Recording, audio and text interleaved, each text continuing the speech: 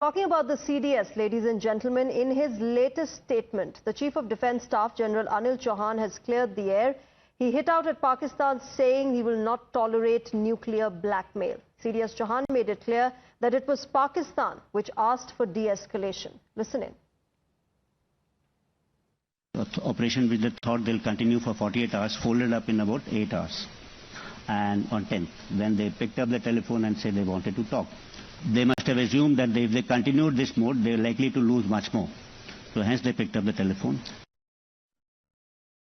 I said once, twice earlier that in this whole business of war, warfare, or use of force, the military people are the ones who are most rational, because we understand that war and warfare is very, very unpredictable, and we also probably understand the consequences of war.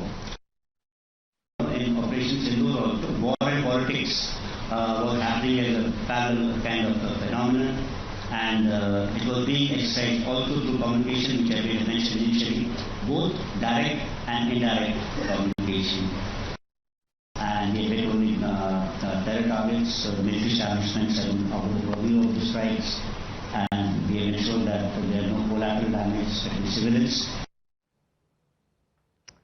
All right, on the broadcast, we have with us Lieutenant General Vinod Khandare. Is a former principal advisor in the Ministry of Defence. General Khandare, thank you very much for speaking with us on Times Now. I want to start by asking you, General, as India has sent its delegation to different parts of the world, how do you see this entire narrative war that is playing out after Operation Sindoor? This is the new age warfare, and Operation Sindoor happens to be just one dot in that. Please remember, in new age warfare, cognitive domain warfare is the major part. So if we feel that we are doing something which is unique, it is not. We will have to continue doing it, and we'll have to continue playing the narrative warfare, in which we have to anticipate what is going to come across, and thereafter we have to build up our own narrative. So, General Khandare, you know how the Western media is fixated on Indian losses during Operation Sindoor. They're often downplaying the strategic deep strikes that have been carried out by the Indian Air Force, particularly on terror hubs and air bases across the length and breadth of Pakistan. Does this skewed focus then undermining what was in military terms a decisive Indian victory?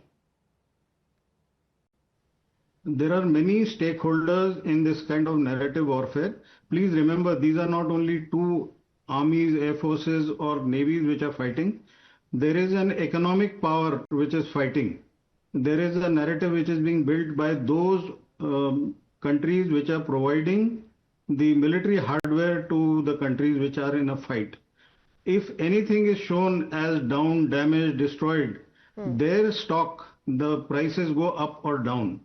So at the same time, if let us say, hypothetically, if some aircraft which is of American origin has been given to Pakistan and it is down, you just tell me what will happen to the stocks.